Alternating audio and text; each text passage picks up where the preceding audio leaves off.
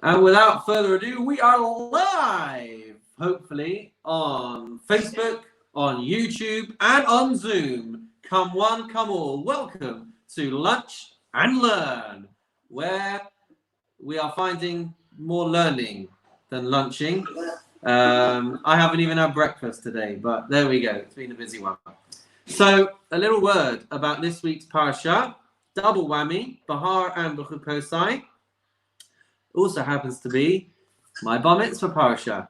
It was my my English birthday on the 12th. It is my Hebrew birthday tomorrow. So happy birthday to me. The drinks are on me. L'chaim. So yeah. Mazel tov to my parents who are watching on Zoom. It's a big day for you. Your son is 35. Doesn't look it, but there we go. So they keep themselves conspicuously muted, but do feel free to say hello. We're all friendly and welcoming in Bushi. So Bahar and B'chukosai, double parasha, and to briefly run through the types of things that you might encounter if you open up your Chumash and have a look at this week's parasha. Bahar talks a lot about Shemitah, talks a lot about the 7-year agricultural cycle that still does exist in some way, some shape, some form, even today. Every 7 years, we let the lands in Eretz Yisrael lie fallow and unworked. So that's discussed at the beginning of this week's parasha. There's also the concept, quite conveniently, quite apropos to this time that we are finding ourselves in, but there's a lot that talks about how to treat those who are less fortunate than ourselves, how to help and support people in their times of need. As they say in Hebrew, in Yonei de Yoma. It is a very current topic. Parashat B'chukosai talks about curses.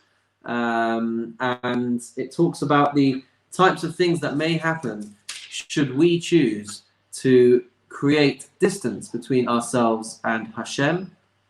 And the end of the parasha talks about the value, essentially, of human life. But actually, it talks about a person who would want to donate an amount to the temple in accordance with their value.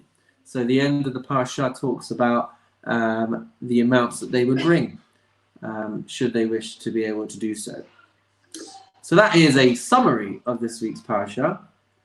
And now, let's get ready for Pirkei Avot, the ethics of the fathers. So all of those millions watching at home, we're going to get the screen shared somewhere. Pirkei Avot. There it is. Oh, my internet is sleeping. Now it's waking up. And let's get it shared on here as well. Can everybody see it? Almost. It's just loading. Welcome to my internet, ladies and gentlemen. It's just coming. It's just taking some time. I don't know if I violate any laws by saying which internet provider we have, but suffice it to say, they're not very good at the moment. I think there's too many people trying to use the internet at the same time. All right, so everyone, I think so. But it's hard when you're an amateur or semi-professional YouTuber like myself instead of a rabbi. But there we go. So everyone's got it on Zoom. Everyone can see it. Yes. Excellent. Well, what else do you need to see, Peter? I'm joking. There you go. There's the English over there. So let's get ready to rumble. Let's get a Hebrew text in front of me because I can't see the Hebrew and English at the same time. And we are on to Mishnah 8 if you're on the page here. It might be Mishnah 9 if you are looking inside a siddur or a book. And it starts with the words Rabbi Yochanan ben Zakkai Kibel Mehillel v'Shamai. I don't know if it is intentionally rhyming, but that's where we are up to in this week's Mishnah. Someone is echoing. Yeah, no, I'm just going to come out. If you mute one device, you will find the other one stops echoing.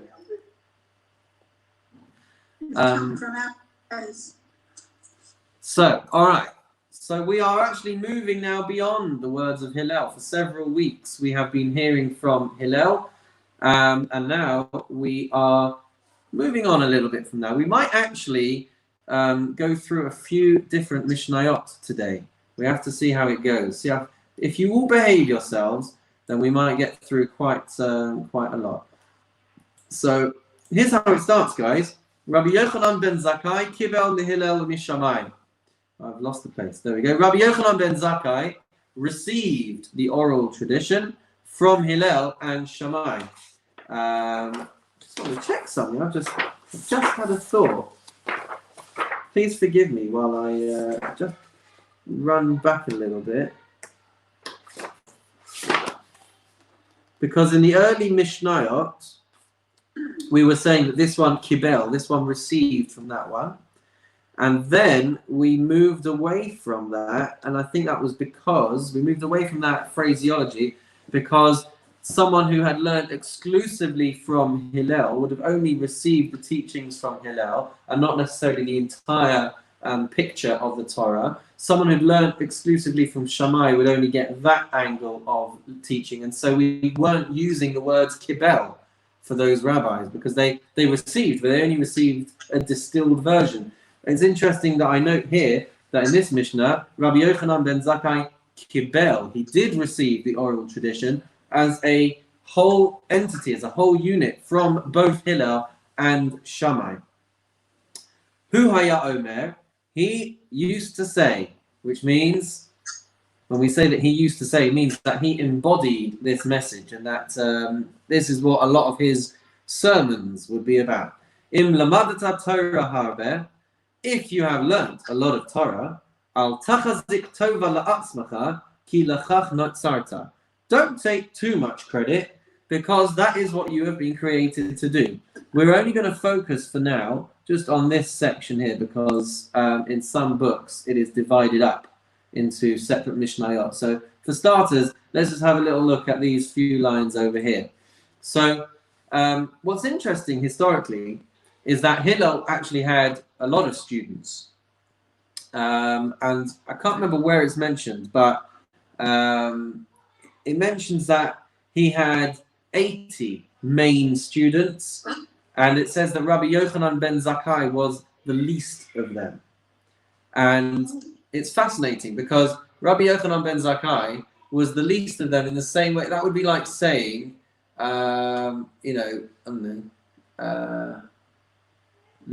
Messi is the least striker when you compare him against Pele and Maradona and Ronaldinho and whoever else. He's clearly an amazing striker. He just might not be the best of the best of the best. So in the same way, Rabbi Yochanan ben Zakkai might have been the least of the 80 other students, but he was a pretty fascinating, impressive guy. So much so that he pretty much saved the Jewish people during the Roman destruction of the Second Temple. He was the one who negotiated being able to build a Jewish community or a yeshiva in Yavne. And that's where the Torah center moved to when the temple was destroyed. He reinstituted the Sanhedrin. He was the one who created the mechanism for Jewish survival all those years ago. He lived a very wholesome life. We're told that he died at the age of 120. He was a teacher, he was a scholar, he was a businessman, he was an all-rounder.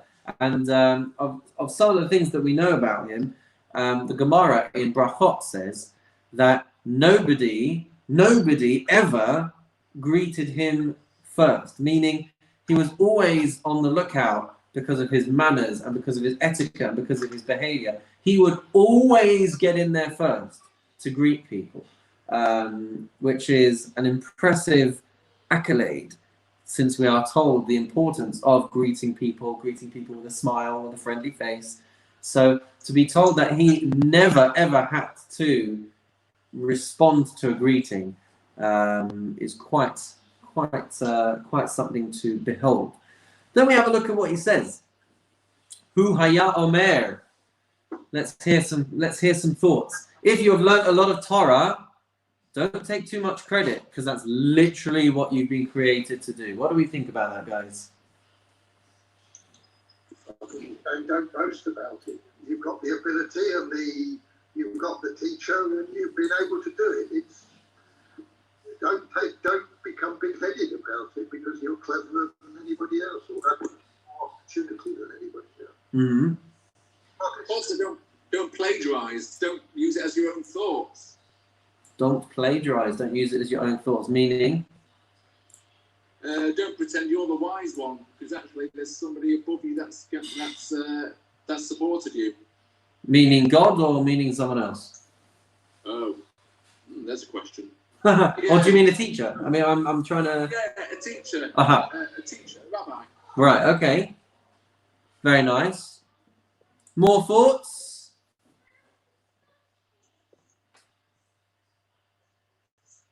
What does Belmont think? They've muted themselves. All right. So okay. So we've got some great starting points. Starters for 10 over here. Let me share some other ideas as well. There's an idea that, or put another way, it's telling us don't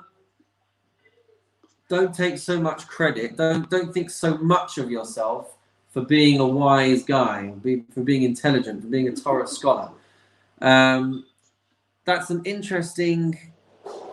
It's an interesting thought to have. It's an interesting consideration, because in many ways we are encouraged to think highly of ourselves, aren't we? Certainly in society today, we're told to be proud of ourselves. We're told to be proud of our achievements. We see a whole culture of people who are constantly tweeting about their major achievements. Well, sorry, their minor achievements just as much as their major achievements. We see people who will share publicly when they graduate from university, when they get good results, when they get a nice job. We see people sharing their minor achievements, like going for breakfast in a cafe or a restaurant, and everyone has to see their plate of food. So how do we put it into that context? Don't take credit for yourself, because that is what you were created to do. Is that how we see people engaging with the world?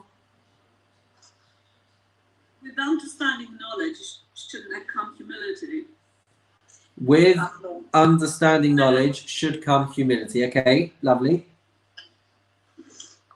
That's it, really. Oh, that's it. Yeah, I don't think anything found. It always sounds like you're gonna yeah. I don't know.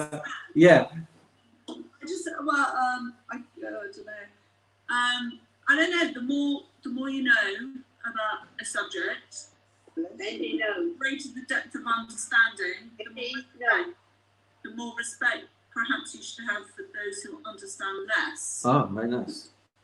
Because no, Bendy. Okay. Because if not, you become arrogant in your knowledge. Mm-hmm. You need, not necessarily humility, maybe that's not the right word, but an appreciation that those who understand less than you have equal value, and only by listening to them can they learn more from you. That is a beautiful thought. Peter, were you chiming in over there as well? When it says credit, does that mean you're expecting something from this learning? It might do. What do you think? Well, you shouldn't do, but that's what it's telling you not to do. Very nice. Very nice. Never be afraid to wonder if that's what what the mission's trying to tell us. Do we have anyone else? And I'll share a few ideas as well.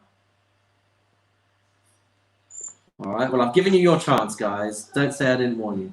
So, so there seems to be an idea that comes out of this as follows. There has to be a balance, and a lot of us have been touching on this as well already. There has to be a balance between having pride in what we achieve, having pride in ourselves, and a difference between self-pride and self-congratulation, self-adulation. We seem to be being told over here it's definitely okay to feel satisfied and definitely okay to feel accomplished, because what you achieve and what you get through in life is something that we should feel proud of. But there does seem to be a caution about being arrogant, and we're gonna explore that a little bit as well. But one thing that caught my eye when I was looking at this was someone phrased it in the following way: one should be thankful to an employer who allows one to do their job in an efficient and productive manner. One should be thankful to an employer who allows one to do their job in an efficient and productive manner. This caught my eye because obviously when we read through this Mishnah, it's telling us, Im lamadat Torah harbe, if you studied a lot of Torah, then al tachazik tova la'atzmacha, then don't take too much credit for yourself. So on the one hand, just looking at it from the Torah point of view, we have to understand that Hashem has created mankind. He's created us with intelligence, and He's created the Torah for us to learn, and that's why He put us into the world.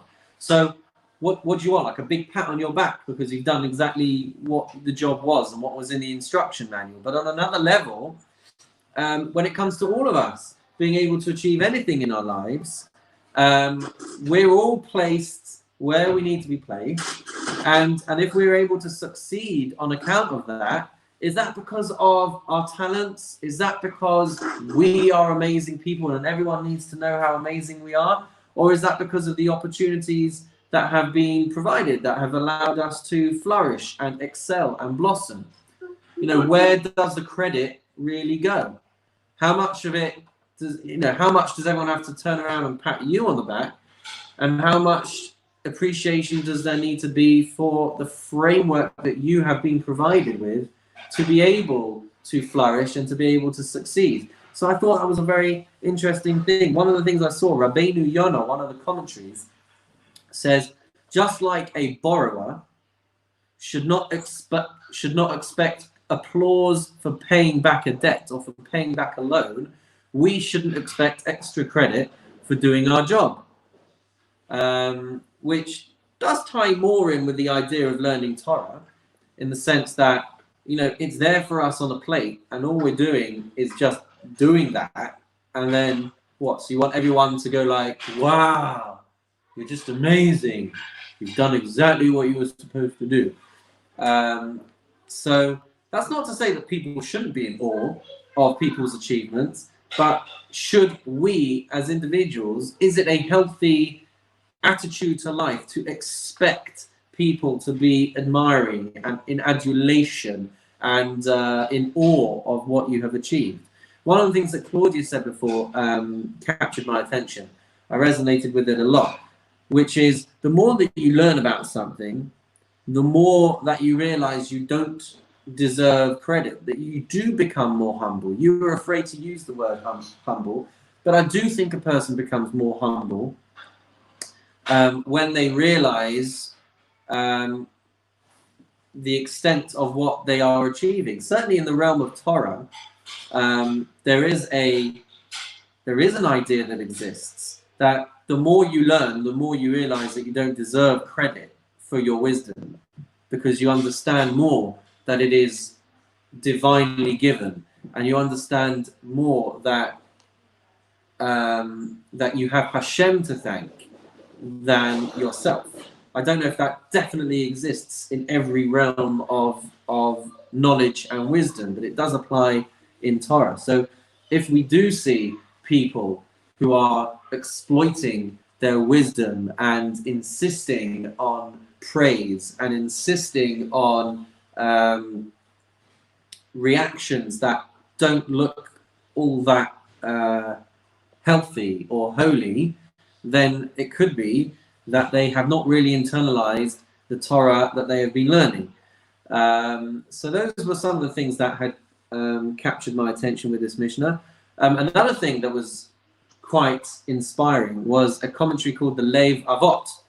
These words of Al Tachazik Tova La'atzmacha. Tachazik is a word that kind of means to hold on to. Tova is goodness. La'atzmacha is for yourself. So the Lev Avot interprets this to say, do not hold on to the Torah just for yourself. Meaning, if you have learned a lot, don't hoard it to yourself. Don't keep it to yourself. Rather, make sure you spread it to other people and spread that wisdom and spread the knowledge and spread the love and the messages and everything like that. Because it's not much use to the world if you have spent a long time studying and you have not then shared it with others.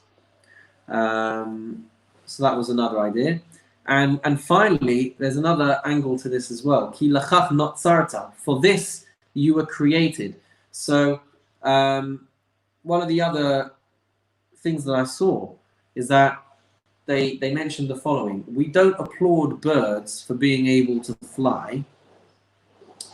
And so the fact that Hashem has given us intelligence, the fact that he's given us a memory to retain what we learn, a sharpness to engage and criticize and critique and contend and talk about the things that we learn. These are all things that have been given to mankind, each person in their own way. And so therefore, what exactly are you looking for credit for? All you're doing is just applying yourself with a skill set that you have done nothing necessarily to earn. You have been given these abilities. You've been given the ability to talk, to think, to reason, and everything else.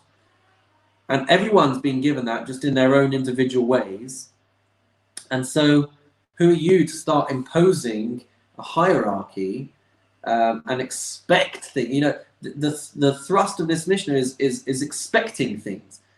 You know, fine, we do give praise and credit and admiration and awe to people on different levels, but who are you to expect that? It's a very arrogant and egotistical thing to expect someone to treat you a certain way just because you've been able to do something. So those are my thoughts on that Mishnah. Does anyone have anything else to add or detract? You covered it very well. Oh, thank you very much.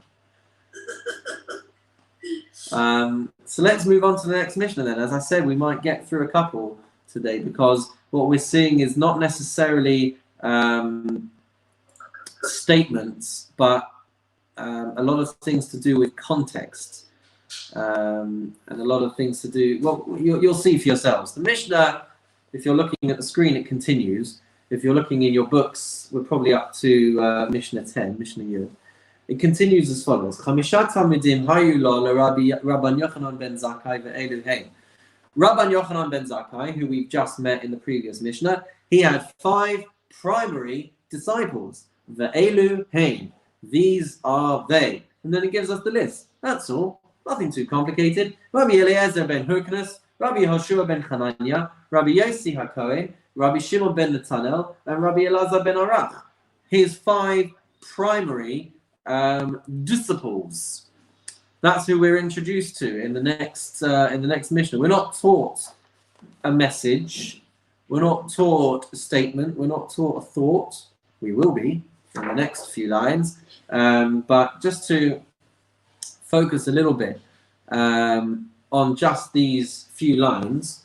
So we're introduced to 5 principal students, and one of the commentaries says these were the students who enabled Rabbi Yochanan ben Zakkai to grow and to develop and to hone his skills and to become a better teacher and to become a more prominent rabbi in the community.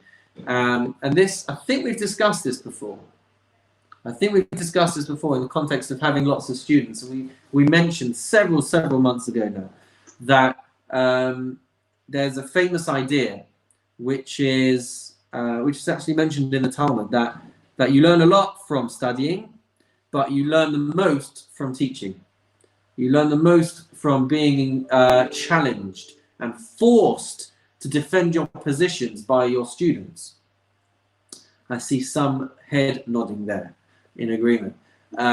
So they must be the teachers in the group, Claudia. So everyone's got the father mentioned except Rabbi Yosef. Oh, interesting. Okay. Don't we have a hereditary That's very interesting. Normally the fathers of everybody. Yes.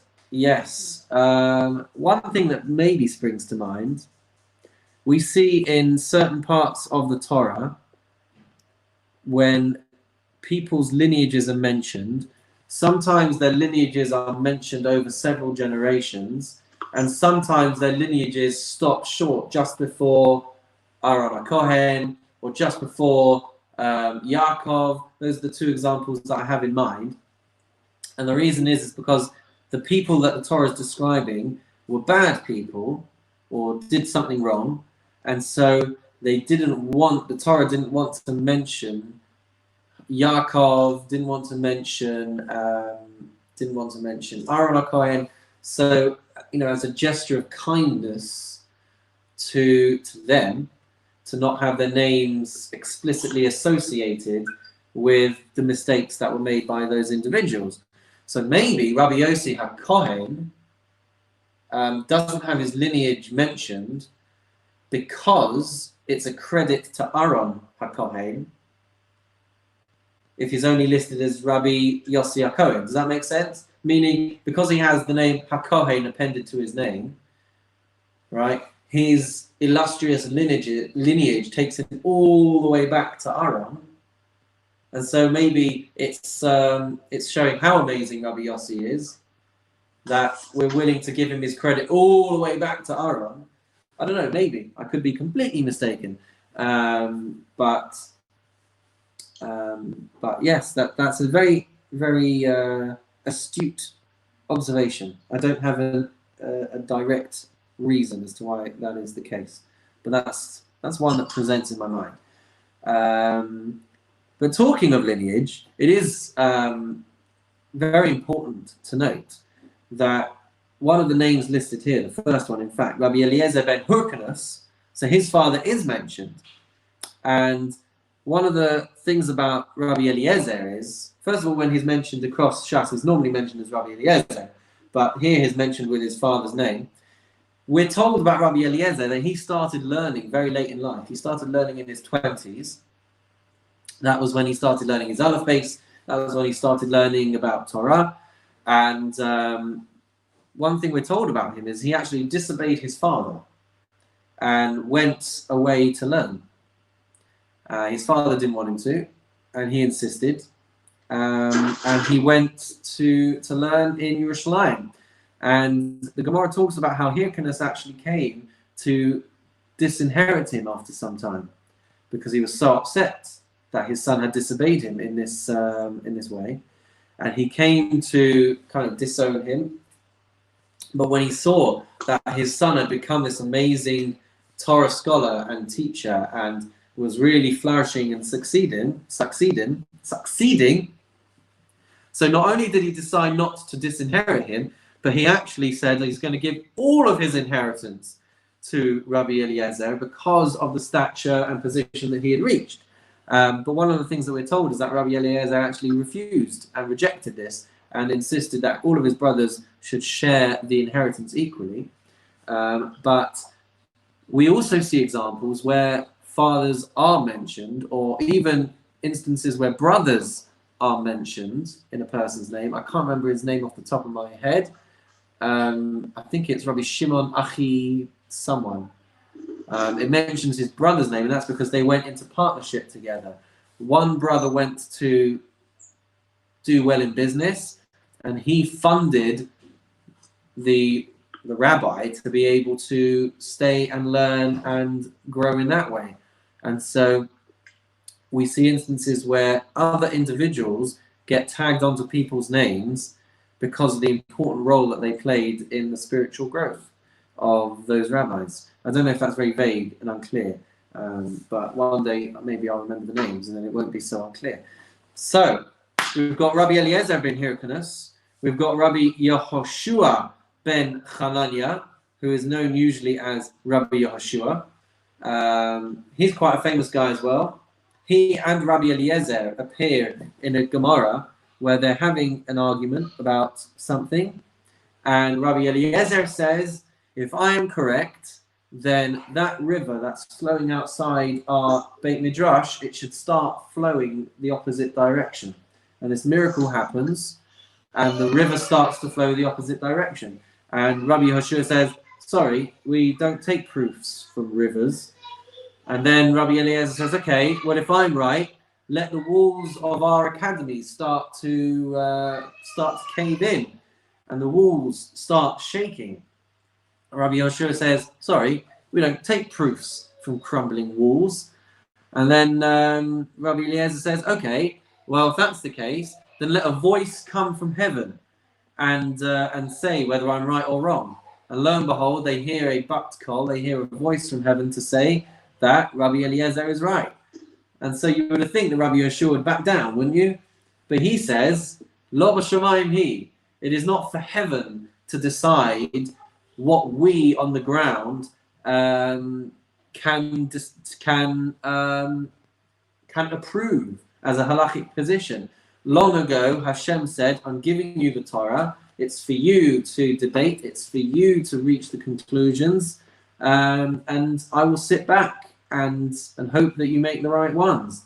So he responds to Rabbi Eliezer and he says, Lo b'shamayim hi. It's not for heaven now to tell us what the halacha should be. We have a principle which Hashem supports, which is that we follow a majority. The majority position says not in the same way as you, Rabbi Eliezer. And so as many proofs and miracles as you want to bring, we have decided that the halacha is not in accordance with you. So sorry, pal.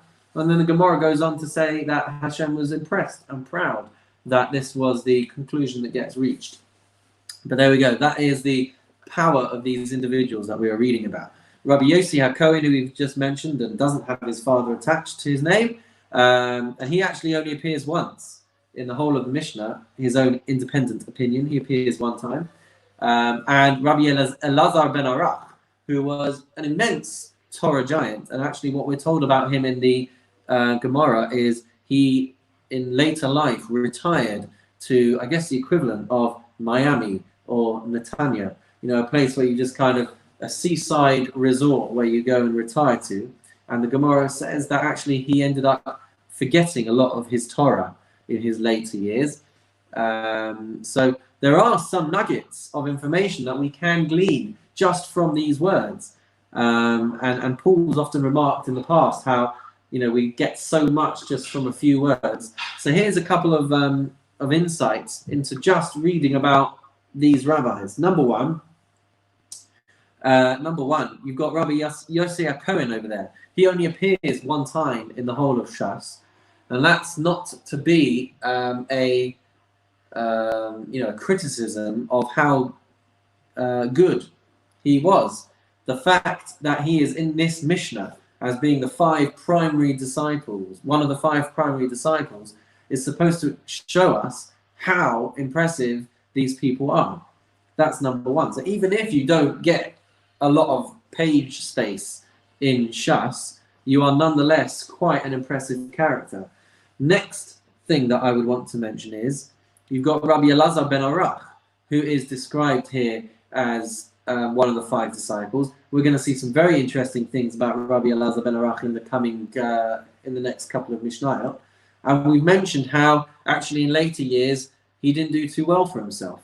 And what I find amazing is the fact that we record these people, we give the credit where credit is due, so to speak.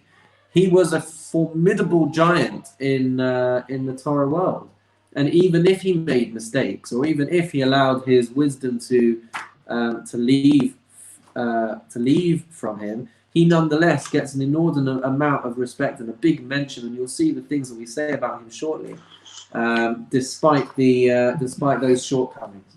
So even when you've got just 5 names on a page, there is such a wealth of wisdom just contained within those very words. So let's take a look, if you're happy to, unless there's some comments or questions. When it says, Yeah. it gives these 5 disciples, why doesn't it do it for other previous leaders? Why is it only here that he gives the 5 disciples? Okay, so that's a good question. And as you'll see, this Mishnah is developing, or these Mishnayot are developing. The next thing that we're going to see is that he describes certain qualities about these 5 rabbis. And then subsequent to that, over the next few weeks, we're going to see how these 5 students were asked a couple of questions, and we're going to see each of their responses. So they play a big part in the next few Mishnayot, which is why they're listed in this way at the beginning. But, spoiler alerts and all that, we don't want to give too much of the game away. So the next Mishnah, or the next part of the Mishnah, depending on what you're looking at, is going to tell us some praises about these individuals. So we're gonna move on with that, if we may. Hu haya moneh shivchan. He used to enumerate their praises. Does it say enumerate? What does it say? Where is it? But he used to list their outstanding virtues. He used to compliment them, basically. Rabbi Eliezer ben Hyrcanus is compared. Well, actually, does someone want to read this one in English? We are over here.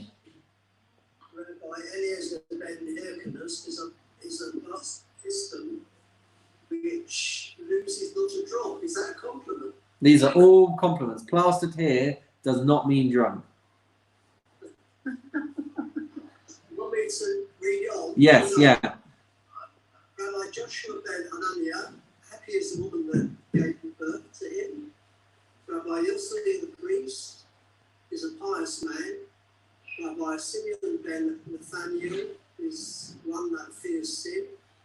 And Rabbi Eliezer ben Arach is like a spring that is full.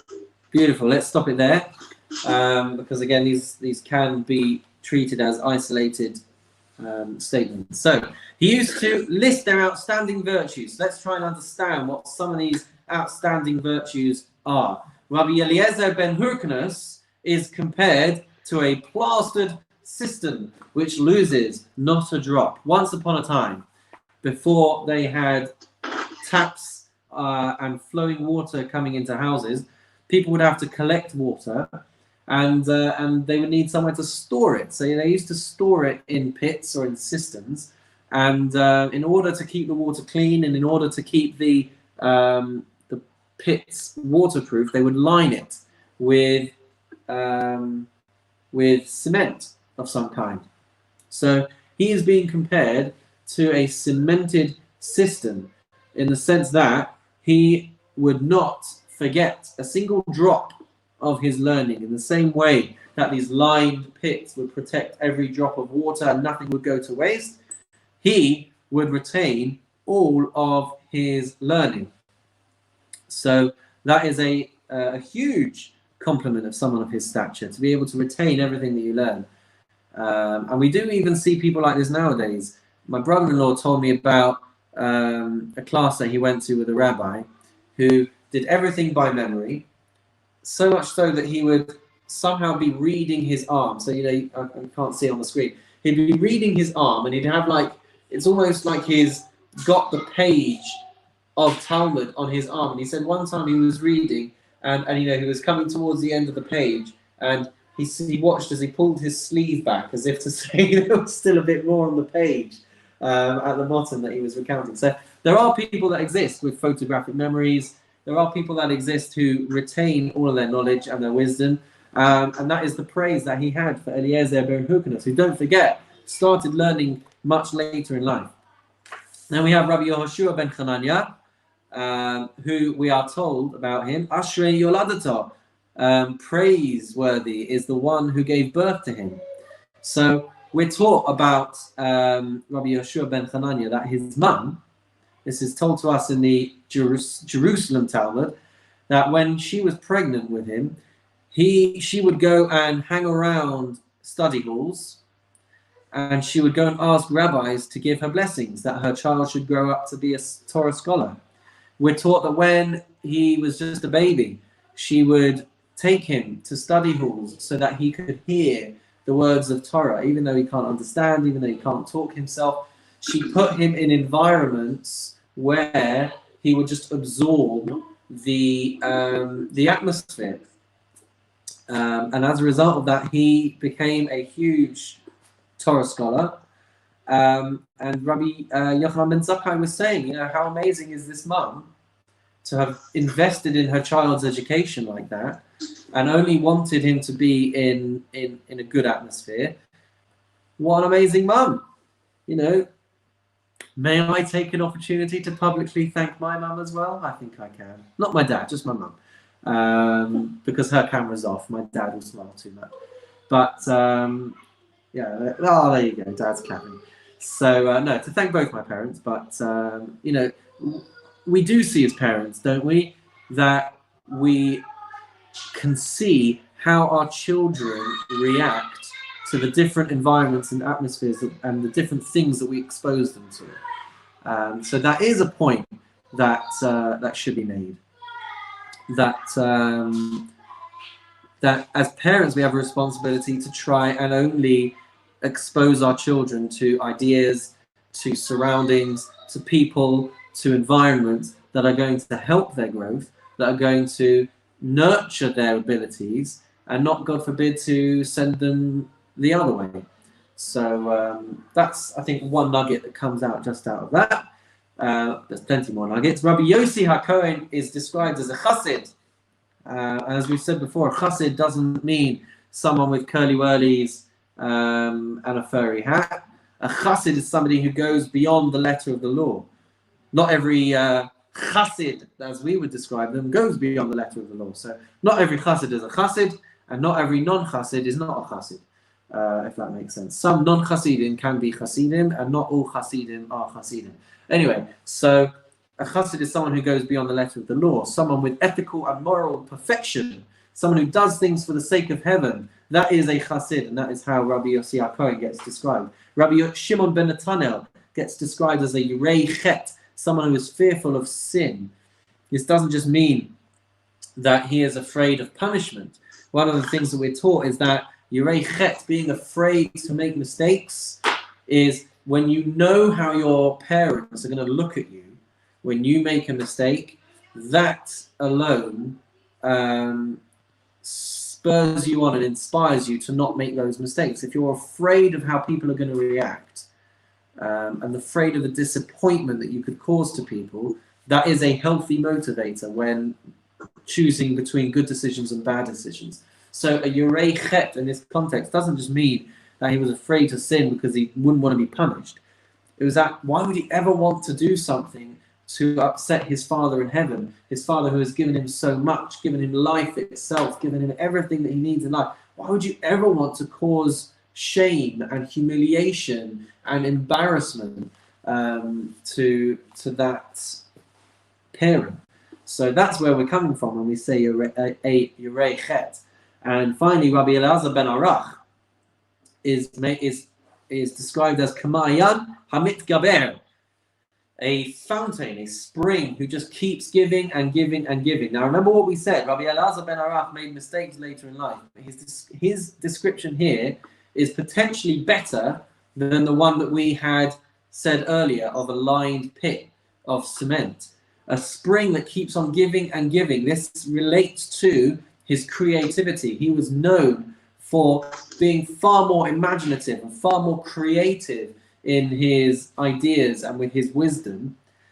So great. A cistern is one where the water is put in and it doesn't leave, and it just resides there. but the ability to be a spring of water, constantly coming out with new ideas and new innovations and new ways of looking at things, that's possibly a greater virtue. Well, let's actually just continue on, and then we'll come back to talk about this more. The Mishnah continues to say, what does the Mishnah continue to say? From over here. Question. Please. Can you hear me? David Salter, ladies and gentlemen! Hiding in the background. Go for it. Have some difficulty with this Pirkei Avot. Yeah. Can you hear me? I'm on off screen, but can you still hear me? Yes, we can hear you. Thank you. It's listing the attributes of these different Rabbonim in a sort of competitive manner with each other. And I don't find that very nice. I think each individual has his own potential, and whatever it is, he just has to reach his own potential. It's not it's not a competitive business of how full you are. You just have to reach the potential that you have your own. Brilliant point. I was coming to that, by the way. I was coming to that. The thrust of this Mishnah is not supposed to be read in a competitive way. In fact, it highlights one of the most important points about education, which is that you don't educate people with one cookie cutter mold. The fact that he would enumerate their differences and their strengths goes to show how he, as a teacher, understood each and every one of his students, understood their strength, and tried to engage with those and bring out their strengths. What we were saying before in the first Mishnah that we were talking about, how everyone has different abilities, everyone has different strengths, and it's not for us to say, oh, I'm better than them, right? So you're 100% right, David. It's not meant to be read in a competitive way. It's meant to be read with an understanding. It does say Rabbi Eliezer, he would outweigh them all. So spoiler alert, once again. That's what we were getting to. So let's just take a look at the words and then we'll discuss it more. So the Mishnah says, Rabbi Yochanan used to say,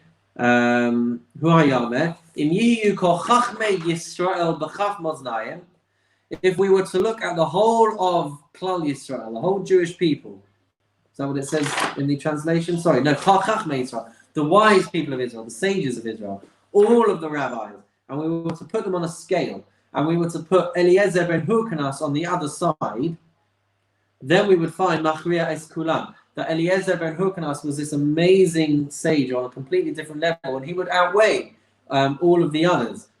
Abba Shaul Omer Mishmo, Abba Shaul says, where is it over there? Yeah. Abba Shaul said in his name, Im yiyu kol chachmei Yisrael v'chochma azmayim, v'Rabbi Eliezer ben Hurkanas afimahem. If you were to have all of the chachamim of Israel and Rabbi Eliezer ben Hurkanas on one side of the scale, v'Rabbi Elazar ben Arach b'chaf shniya machriya es kulam, and you were to have just Rabbi Elazar ben Arach on the other side, he would outweigh them all. Now, again, this isn't meant to be. It's not meant to be read in a bad way. We're supposed to be understanding how amazing these rabbis were. They're all amazing. They're all amazing. But one can't shy away from the fact that some people become more accomplished than others. These people as individuals were extremely humble. But we still have to appreciate that people are on varying levels and have different capabilities. And Rabbi Elazar ben Arach still gets described as someone who would outweigh them all, even with the mistakes that he had made. We would think like, oh, let's just sweep him under the carpet because of what happened to him in later life. We don't actually do that. Not only do we not do that, but we put him literally on his pedestal just to understand how amazing he was. David, you want to come back in? Yeah, when you say it like that, it doesn't sound to be much humility in the way he's being described. Well, we're allowed. He himself was humble. He's not. Rabbi Elazar ben Arach is saying, oh, if you put me on the side of the scale and everyone else on the other side, I would weigh them down. That's how his teacher, who understood who he was and knew what his strengths were, knew what his abilities were, that was how he described him. Okay. And don't forget, the teacher's also on the other side of the scale. It's almost like it's saying the student's better than the teacher. But isn't this then saying that Rabbi Eliezer, who his attribute was that,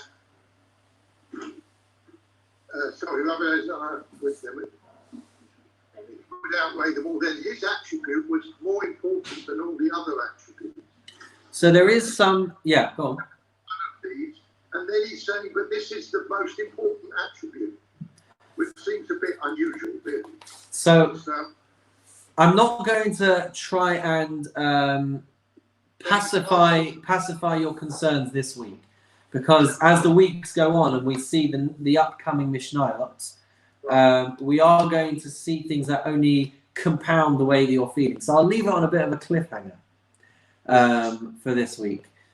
But let's keep that in mind as we go through these Mishnayot. Again, we're not trying to push people down when we talk about the abilities of others. But you'll see as this goes on, it plays out over and over and over again. So as the weeks go on, we'll return to this discussion and enhance it even more. So I'm not gonna get us into the full discussion now, because it does become relevant later on. I suppose we do say, this. I enjoy this rabbi gives wonderful sermons. This rabbi is a lovely teacher. It's not putting the others down. It's making a statement about the best attribute of an individual that we see it as ourselves. But yeah. Rabbi, when did Rabbi Eliezer live?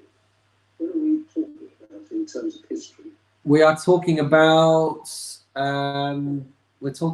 just after the destruction of the Second Temple, or around the time of the destruction of the Second Temple, which is 2,000 odd years ago. He was one of the rabbis of the Great Assembly. Right. Got it. So some of these guys, if I'm not mistaken, would have seen the end of the Second Temple, if not all of these guys. So I think I'm right in saying that. There's another thing. I'll try and look up the accurate source for where this is in the Gemara next week. But there's a Gemara that talks about. I'm not sure if it's these rabbis or some different rabbis. It's hazy, but it talks about what a particular rabbi knew. He is described as being, again, like the least of a group of rabbis. And then the Gemara talks about what he knew. So in our heads, we think like, okay, he knew what, one or two particular areas of Jewish law. The Gemara talks about, well, he knew Chumash, and he knew Nach, and he knew Mishnah, and he knew Gemara, and he knew Kabbalah, and he knew how to talk to animals, and he knew, so it describes all. I'll try and look up the source for next week. It talks about all of the things that he knew, and he was still at the bottom of the list, right? So all of these rabbis, we have to appreciate, these rabbis were immense. They knew everything.